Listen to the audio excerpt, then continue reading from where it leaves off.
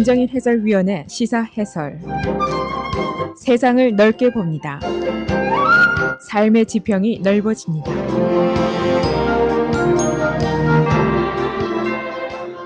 시사 해설입니다.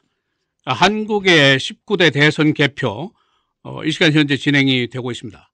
현재 시간의 개표율 12%입니다. 선두에는 문재인 후보가 37.9%, 2위는 홍준표 후보 28.4%, 양자 사이의 차이는 9.5%입니다. 3위 안철수 후보 21.2%, 유승민 후보 6.4%, 심상정 후보 5.5%입니다. 오늘 전국의 투표율이 77.2%를 기록을 했습니다. 현재 개표 진행 12%에 불과합니다만은 출구조사한 것하고는 좀 차이가 큽니다. 현재 표 차이 문재인 대 홍준표 후보가 약 9.5%의 차이를 보이고 있습니다만은 출구조사에서 난 표 차이를 보면은 한 18.1%의 차이가 있습니다. 그래서 출구조사 집계와 실제 득표수에 얼마나 차이가 있는 것인가, 이것도 관심사입니다. 참고로 출구조사의 기록을 말씀드리면, 이 방송 3사의 출구조사는 투표가 끝나자마자 발표가 되는데 시카고 시간으로는 한 새벽 6시경에 발표가 됐습니다. 더불어민주당의 문재인 후보는 41.4%, 자유한국당 홍준표 후보 23.3%, 국민의당 안철수 후보 21.8%, 바른정당 유승민 후보 7.1%, 정의당 심상정 후보 5.9% 이렇게 나왔습니다. 일단 선두인 문재인 후보와 2위인 홍준표 후보와의 차이가 워낙 크게 벌어져 있기 때문에 이 출구조사가 당선자를 예시하지 않겠느냐 하는 예상이 큽니다. 현재 12% 개표된 가운데에서 지금 조금 전에 말씀드린 대로 양자 사이 한 9.5%의 차이를 보이고 있습니다. 그러나 이제 사전투표제가 처음으로 실시가 됐는데, 그래서 아직도 정확도 여부는 불투명하다는 의견도 있습니다. 사전투표가 첫 번으로 실시되었습니다만은 참여율이 26%나 되었습니다. 그래서 이것이 큰 변수로 작용을 할 수가 있습니다. 방송 3사의 출구조사 전국 330개 투표소에서 조사가 됐고 9만 9천 명을 대상으로 조사가 됐습니다. 아직도 외신이라든가 다른 국제 뉴스의 보도라든가 반응이 나오기는 이른 시간이지만은 CNN이 아침 7시경에 뉴스 얼라트를 통해서 문재인 후보의 당선이 유력하다 하는 이야기를 엑짓 폴을 중심으로 해서 했습니다. 이 뉴스는 문재인 후보가 북한과 외교해법을 주장하는 사람이다 하는 소개를 하고 있습니다. 19대 대선 투표율 최종 투표율이 77.2%, 18대 대선 때보다 1.4%가 올라갔습니다. 워낙은 한 80% 이상 높은 투표율을 기록할 것이라는 예상이 있었습니다만 예상치에는 미치지를 못했습니다. 지역 투표율을 보면은 광주가 가장 높습니다. 82%, 세종시가 80.7%, 울산이 79.2%입니다. 낮은 쪽은 제주가 72.3%로 최저고 충남 72.4%, 강원이 74.3%, 서울은 78.6%였습니다. 이번 선거 여러 가지 새로운 현상, 특이한 특성을 가진 선거고 한국 국내외의 난제가 산적한 가운데 벌어진 선거라는 특성을 가지고 있습니다. 우선 박근혜 대통령 탄핵 후 60일 만에 치러진 선거고 지역관계, 이념관계, 세대관계 갈등이 서로 충돌하는 가운데 촛불과 태극기, 극명한 국론 분열이 있는 가운데 실시가 된 선거입니다. 수많은 난제들이 있는데 파고가 높은 동북아 정세, 북핵 위기, 트럼프의 등장으로 인한 한미 관계의 변화 여부, 사드 갈등이 있고 한국 국내적으로는 한국의 경제 불황, 가계부채, 청년 실업, 국론 분열 이런 여러 가지 어려움들이 산재해 있습니다. 특히 우리 애청자들의 관심사는 앞으로의 한미 관계입니다. 트럼프 대통령은 사드 배치 비용을 내라, FTA 협상 다시 하자, 방위비 부담도 더해라 이런 주장을 하고 있고 만일 출구조사라든가 아직은 이른 시간입니다만은 현재 12% 집계된 가운데 선두를 유지하고 있는 문재인 후보가 당선이 된다면은 양자 간의 이견이 매우 큰 것이 사실입니다. 문재인 후보는 사드에 대해서 유감을 표명했고 북한과의 대화를 병행해야 한다는 주장을 하고 있고 한국도 미국에 대해서 노를 할 수 있어야 한다. 그런 언급을 한 그런 사례가 있습니다. 그래서 양자 간의 대미 대한 관계, 대북 관계에 사고상의 큰 차이를 보이고 있습니다. 이 이견과 갈등을 어떻게 극복할 수 있을 것인가? 이것도 중요한 문제 중에 하나입니다. 뉴욕타임스가 한국 대선에 대한 기사를 게재했는데 이 기사가 미국의 시각의 한 단편을 보여줄 수 있다고 생각이 됩니다. 한국 대선의 주요 이슈, 첫째가 북핵 문제, 둘째가 대미 관계, 셋째가 기업 부패, 그리고 마지막이 부의 불평등, 이런 4대 쟁점을 꼽고 있습니다. 이 신문은 지지율 1위를 고수해온, 그리고 지금 출구조사 또 현재 12% 개표된 가운데 선두를 달리고 있는 문재인 후보의 여러 가지 이견을 자세히 예시를 하고 있습니다. 사드 배치 유감이라든가 북한과의 대화 병행용이라든가 미국에 대한 노를 말할 수 있어야 한다든가 이런 내용들을 객관적으로 제시를 하고 있습니다. 일부 한국의 언론들이 한미 정상회담에 대해서 성급한 보도들을 하고 있습니다. 이 한국 언론들이 보도하는 것은 외교 당국자의 말을 인용했다 하고 얘기하고 있는데 한국과 미국의 조기 정상회담을 위한 예비 협의가 마쳤다 이런 보도를 하고 있습니다. 언론들은 한국 측의 의견은 트럼프 대통령을 만나서 직통 채널을 만드는 것이 절실하다 하는 의견이고 미국에서도 조기 회담의 필요성에 공감을 하고 있다. 이런 식의 보도를 하고 있습니다. 그러나 일각에서는 2001년도 DJ가 서둘러서 방미를 했다가 당시 부시 대통령과의 정상회담이 실패한 예를 들어서 서두르는 것만이 능사가 아니다. 그런 의견도 제시를 하고 있습니다. 이 대미관계 전문가들의 의견, 한국의 전문가들의 의견입니다. 한미 정상회담을 일단 해야만이 대중, 대일, 대러시아 관계를 확립을 할 수 있다.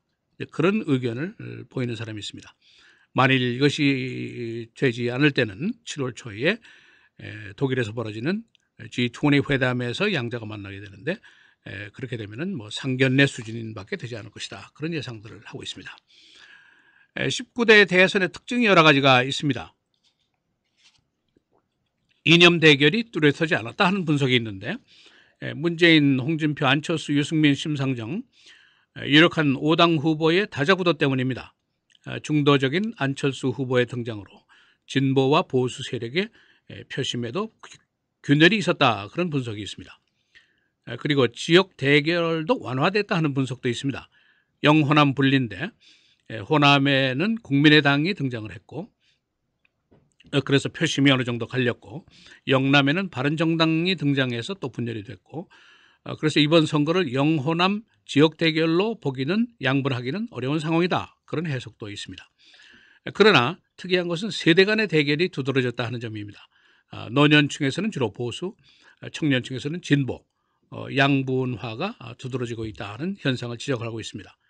그러니까 종합하면은 이념적이고 지역적인 대결 요인은 좀 줄어들었지만은 세대 간의 대결이 높아졌다. 그런 분석도 나오고 있습니다.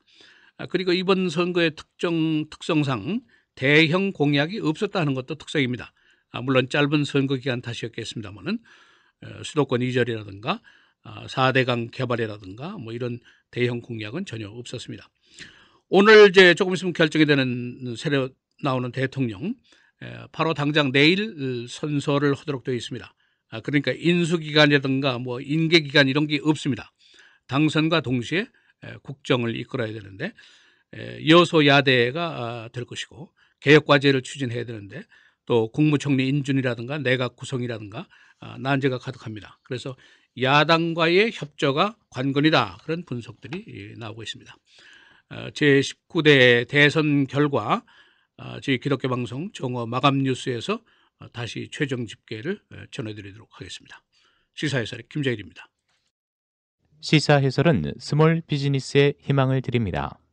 쉽고 빠른 이지론 뱅크 오브 호프 제공이었습니다.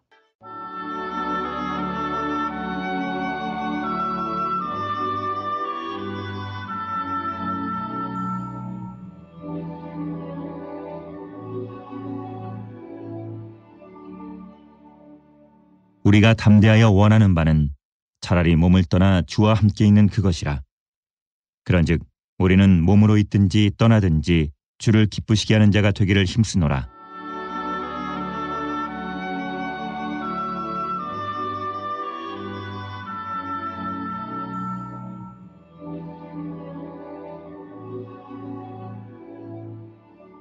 복된 소식 아름다운 소리 AM 1590kHz 시카고 기독교 방송입니다.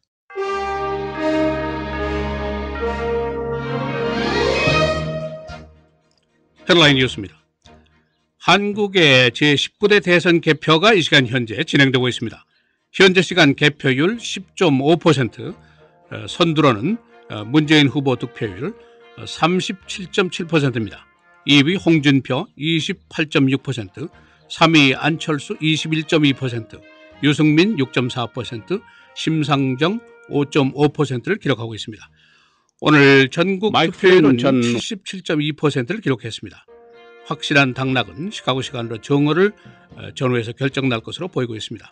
저희 기독교 방송 정오 마감 뉴스에서 다시 최종 집계를 전해드리겠습니다.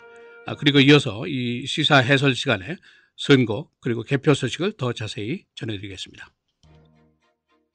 마이크 플린 전 화이트하우스 안보보좌관에 대한 두 번의 경고에도 불구하고 화이트하우스가 그를 18일 이후에야 파면한 것으로 나타났습니다. 셀리 예이츠 전 법무부 장관 서리는 어제 상원 청문회에서 플린이 러시아 협박으로부터 위태롭다는 사실을 화이트하우스에 경고했었다고 밝혔습니다. 오바마 전 대통령은 그 전에 트럼프 대통령에게 직접 이 사실을 통보했었습니다. 모슬렘 6개국 입국 금지 명령에 대한 항소심이 어제 열렸습니다.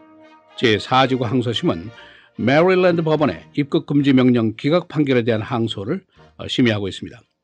메릴랜드 법원은 행정명령이 특정 종교를 차별해서 위헌적이라고 판결했었습니다. 애프가니스탄 전략이 변합니다. 펜타곤은 애프가니스탄 내 작전을 위해서 3,000명의 병력을 추가로 파병할 계획입니다. 미국은 탈레반과 무장 세력에 대한 공중 공격도 강화합니다. 상원의 자체 의료안 심의팀에 여성 의원과 그리고 원건 경향 의원들이 완전히 배제됐습니다. 공화당 상원은 13명의 심의의원을 전원 백인 남성으로 구성했습니다. 여성 의원들은 여성 관련 의료안 심의에 자신들이 배제된 것에 대해서 불만을 표시했습니다. 시카고 내 히스패닉 갱들의 전쟁이 격화되고 있습니다. 브라이튼 파크 지역, 이 지역에서는 갱들의 전쟁으로 인한 사망자 장례식이 지난 주말부터 거의 매일 계속이 되고 있습니다. 갱들은 2명의 사법경찰관을 라이플로 저격했었습니다. 시카고 리버 북부 지역이 대대적으로 개발이 됩니다.